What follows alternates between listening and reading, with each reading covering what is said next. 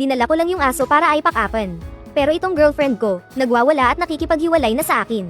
Bigla akong naglabas ng 30,000 piso. At sinabihan ng doktor na huwag siyang gagamitan ng anesthesia. Dahil sa loob ng katawan ng asong yun, ay ang kaluluwa ng lalaking pangarap niya.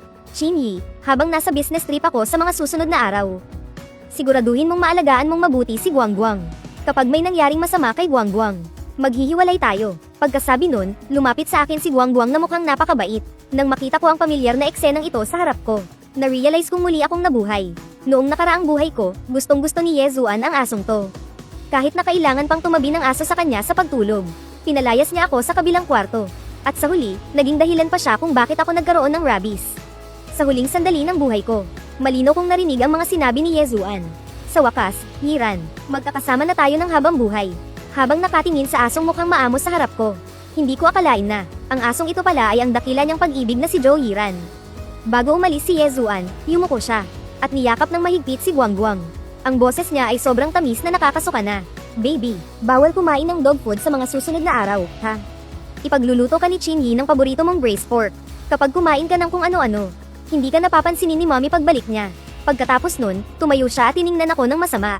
Sabay hirit ng, tandaan mo, kapag sinubukan mong pakainin siya ng dog food, maghihiwalay tayo. Tumango lang ako, habang may ngiti sa aking mukha. Huwag kang mag-alala, mamayang-mamaya lang, ipagluluto ko na siya ng braised pork. Doon lang umalis si Yezuan na kampante ang loob. Pagkasara pa lang ng pinto, nagngit-ngit na agad ang mga ngipin ni Guangguang sa akin. Ang tingin niya, parang sinasabing, dapat pagsilbihan mo ako ng maayos. Na parang, huwag mong isiping porke aso ako ngayon ay madali mo na akong maapi.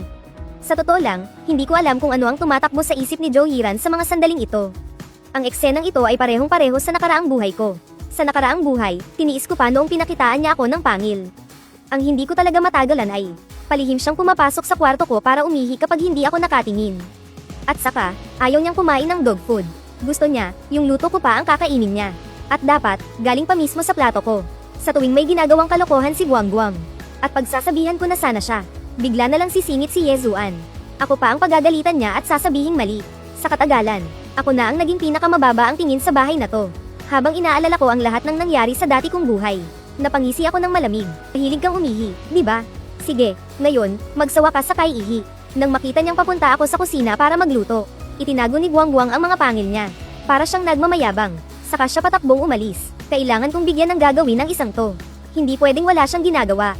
Habang abala ako sa pagluluto, pumasok na naman siya ng palihim sa kwarto ko. Hindi ko siya pinigilan. Tutal, ito na ang huling beses na gagawa siya ng kalokohan dito. Maya-maya, kumalat na ang amoy ng niluluto kong adobong baboy.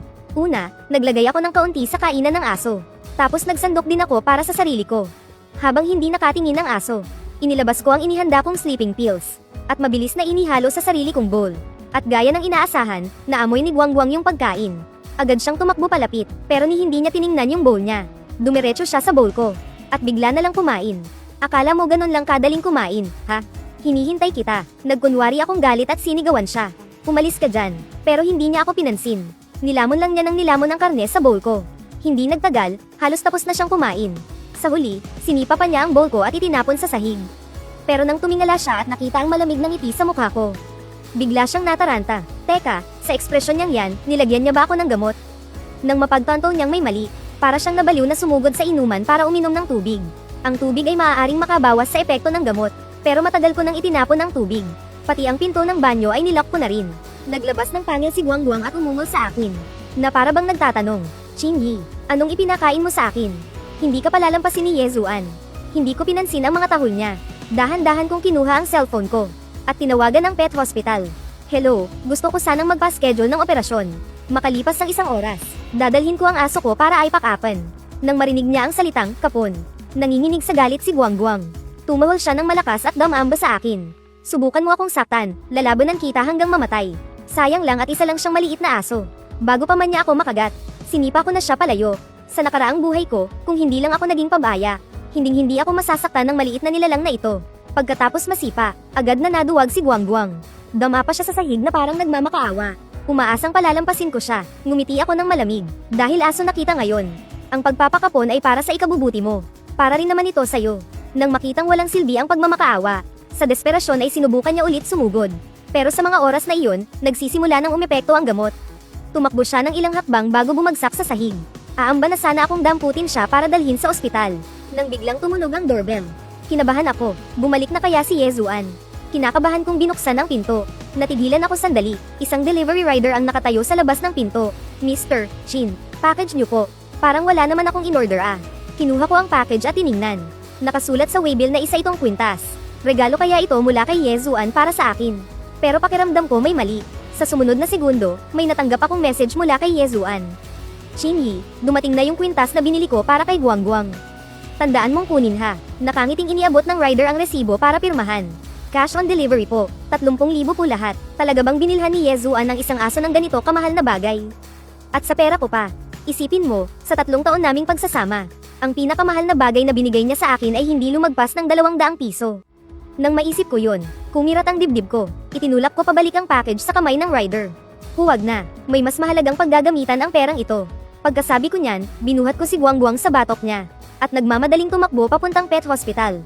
Sa ospital, habang tinitingnan ko si Guangguang na natutulog ng mahimbing. Biglang kumulo ang sikmura ko sa galit. Ang lahat ng matagal ko ng kinikimkim na emosyon ay nag-aalburuto sa loob ng dibdib ko. Sa huli, naging isa itong malamig na tawa na halos hindi na marinig. Pag-ulong kong sinabi, Joe Hiran, tikman mo kung anong pakiramdam ng maging isang aso.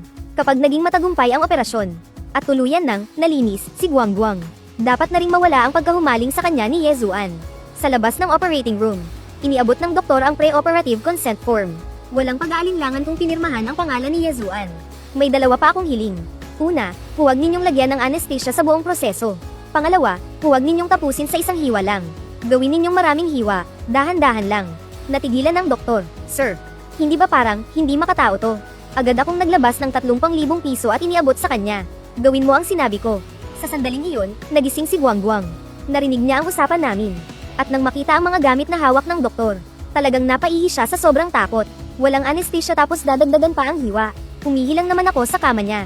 At kinuha ang pagkain niya, di ba? Kailangan ba talagang maging ganito kalupit? Ngumisi ako ng malamig. Joe Hiran, mabuti at nagising ka na.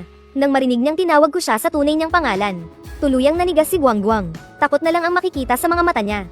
Gusto pa niyang pumalag, pero sa kamay ng isang bihasang doktor, walang silbi ang anumang pagpupumiglas. Hindi pinansin ng doktor ang paglikot niya. Binuhat siya at dinala diretso sa operating table. Sakto namang tumunog ang cellphone ko. Si Yezuan. Pagkasagot ko pa lang, narinig ko na agad ang galit niyang sigaw. Shinyi, may sakit ka ba sa utak? Yung kwintas na binili ko para kay Guangguang. Sinong nagsabi sa iyong isa uli yan? Napatawa ako ng bahagya. Yezuan, bumili ka ng kwintas para sa aso. Tapos bakit ako ang pagbabayaran mo? Natahimik ang kabilang linya ng ilang sandali. Mas lalong tumapang ang boses ni Yezuan. Shinyi, lumalakas na ang loob mo. Pauwi na ako ngayon din.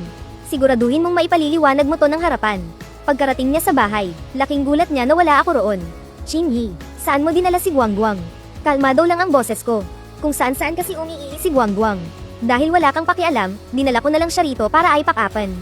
Nasa operating room na siya ngayon. Sakto naman, may narinig na pag-ungol ng aso mula sa operating room. Halos mabasag ang eardrums ko sa sigaw ni Yezuan. Shinyi, nababaliw ka na ba? Anak ko si Guangguang. Anong karapatan mong galawin siya? Nasaan ka? Ibalik mo siya agad. Huwag na huwag mo siyang ipapakapon, kung hindi, magtutuos tayo. Hinigpitan ko ang hawak sa cellphone ko. Ang boses ko'y kasing lamig ng yelo. Yezuan, isa lang pulot na asong kalye si Guangguang. Ang pagpapakapon ay para sa ikabubuti niya. Anong ikinapuputok ng batsi mo? May itinatago ka ba? Biglang nataranta si Yezuan. Shinyi, ano bang pinagsasasabi mo? Ano namang itatago ko? Pwede ba, huwag kang mag-isip ng ganyan kadumi. Ayoko nang makinig. Binaba ko na agad ang tawag. Hindi nagtagal, humahangos na dumating si Yezuan sa ospital. Halos itulak na niya ang nurse para lang makarating sa pinto ng operating room. Nang makita niya si Guangguang sa operating table, tapos nang tahiin, nanghihina at nakabaluktot. Para siyang tinamaan ng kidlat at natigilan sa kinatatayuan niya. Guangguang, nanginginig niyang iniabot ang kamay niya. Pagdampi pa lang ng dulo ng daliri niya sa tainga nito. Sunod-sunod ng pamatak ang malalaking butil ng luha niya. Mahinang umungol si Guangguang. Walang lakas niyang iwinagayway ang buntot. Bakit hindi ka dumating agad? Biglang humarap sa akin si Yezuan. Halos bumaon ang mga kuko niya sa braso ko. Shinyi, alam mo ba kung ano ang ginawa mo? Anak ko si Guangguang. Anong karapatan mo? Tinabig ko ang kamay niya. Ang boses ko'y kasing talam ng scalpel. Yezuan, isa lang siyang asong pinulot. Ang pagpapakapon ay para sa ikabubuti ng aso. Panahon na para magising ka. Aso ang inaalagaan mo, hindi tao. Hindi ka tao. Tila nasaktan siya sa sinabi kong iyon. Biglang humalakhak si Yezuan na parang nababaliw. Ang tawa niya ay may halong hikbi. Gumising ka. Chinyi, ikaw ang dapat magising. Nagseselos ka sa isang aso. Nagseselos ka dahil mas mahalaga pa siya kaysa sa'yo. Tinugod niya ako. Pinagpupunit ang damit ko. Napuno ng luha at sipon niya ang mukha ko. Hindi ako makapaniwalang sa isang aso ka pa talaga nagseselos. Kinuyam ko ang kamao ko. Pero nanatili akong kalmado. Tama ka, nagseselos nga ako. Sa paningin mo, mas mababa pa ako sa isang aso. Paano ako hindi magseselos? Tila naubusan siya ng lahat ng lakas. Pasuray-suray siyang umatras ng 2 hakbang. At bumagsak sa pagkakaupo sa bangko. Dahan-daang lumapit si Guangguang. At idinikit ang basang ilong sa kanyang kamay. Ngunit mariin lang siyang nakatitig sa sahig. Tahimik na bumagsak ang kanyang mga luha. Yezuan, hanggang dito na lang tayo. Bigla siyang nagangat ng tingin. May bumakas sa mga mata niya na isang bagsik na hindi ko pa nakikita kailanman. Makikipaghiwalay ka, Chinyi, nananaginip ka. Hanggat hindi ako pumapayag, huwag kang umasang makakawala ka sa akin. Ngumisi ako ng malamig. Sinasabihan lang kita, hindi ko kailangan ng pahintulot mo. Bukas na bukas, aalis ako sa syudad na ito. Huwag na tayong mag-usap muli. Magsama na kayo ng aso mo. Pagkasabi ko noon, tumalikod na ako at umalis. Iniwan ko ang taong iyon at ang kanyang aso na humahagulgol sa aking likuran. Pagbalik sa apartment na dati kong tinatawag na tahanan. Pagbukas ng pinto, lahat ay pamilyar ngunit banyaga. Wala na ang boses ni Yezuan. Tanging alikabok at mga alaala na lang ang naiwan sa hangin. Pumasok ako sa kwarto para mag-impake ng mga gamit ko. Pagbukas ko ng aparador, may isang naninilaw na sobrang nalaglag mula sa mga damit. Bumagsak ito sa sahig. Nakasulat ang pangalan ko sa kupas na asul na tinta sa ibabaw ng sobra. Para kay Chinyi, yumuko ako para pulutin ito. Sa sandaling mahawakan ko ang sulat kamay na iyon. Biglang kumirat ang puso ko. Ito yung love letter na isinulat sa akin ni Yezuan noong taon na gumraduate kami sa kolehiyo. Bahagyang nanginginig ang mga kamay ko. Binuksan ko ang sobra. Malutong na ang papel. Pero amoy na amoy ko pa rin ang bango ng bulaklak ng rosal. Iyon ang paborito niyang amoy. Sabi mo noon, dadalhin mo ako sa Tibet para manood ng mga bituin. Gusto mo raw na mag-alaga tayo ng aso at papangalanan nating Guangguang. Tinawanan kita at sinabing isip bata ka. Pero sa totoo lang, isinapuso ko na ang lahat ng iyon para sa hinaharap nating dalawa. Kumalat ang huling linya dahil sa mantsa ng tubig, na parang isang kupas na bulaklak. Nakatitig lang ako sa linyang iyon. Parang may nakabara sa lalamunan ko. Kaya naman pala, ang pangalang Guangguang. 8 taon na ang nakakalipas nang isulat mo ito para sa ating kinabukasan. Kaya ba nakiusap siya ng ganoon? Para lang maibalik si Joe Chiran. Napaupo ako sa gilid ng kama. Nagkalat ang mga damit sa sahig. Kinukulayan ng papalubog na araw ang buong kwarto ng kulay kahel. Kamukang kamukha ito ng araw ng graduation namin noon. Kung paano siya tumakbo papalapit sa akin habang suot ang kanyang puting bestida. Si Yezuan noong panahong iyon. Ako lang ang tanging nakikita ng mga mata niya. Walang aso, walang ibang mahal, at walang matinding pag-aaway. Isinarado ko ang zipper ng malita, chick. Parang tinuldukan ko na ang lahat ng nakaraan. Sinulyapan ko ang kwarto sa huling pagkakataon. Dahan-dahan kong ipinatong ang love letter sa ibabaw ng side table. Sa pagkakataong ito, hindi ko na ito isasama. May mga alaala na dapat talagang iwanan na lang kung saan sila nagsimula. Nakatago na parang isang specimen na hindi na dapat pang galawin.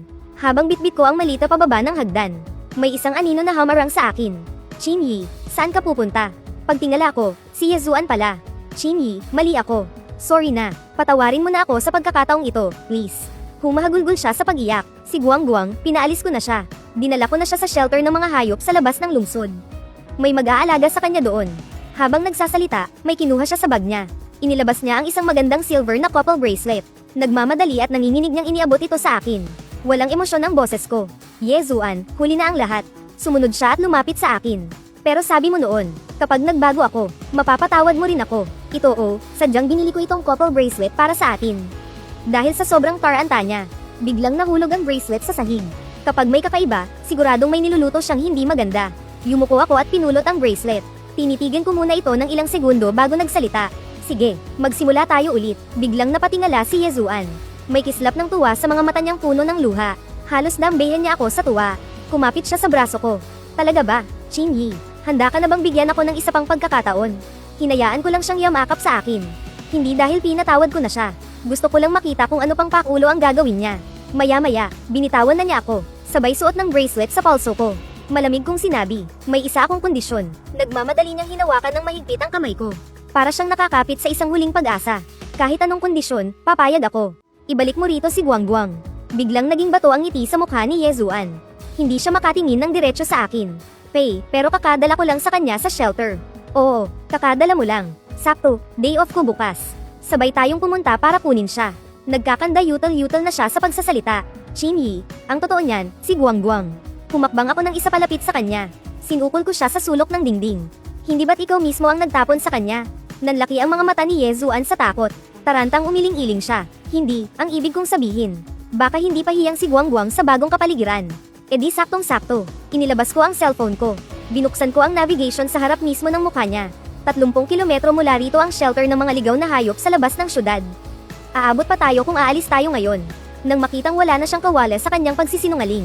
Nangangatog ang mga labi ni Yezuan. Wala man lang siyang mabuong kahit isang matinong pangungusap.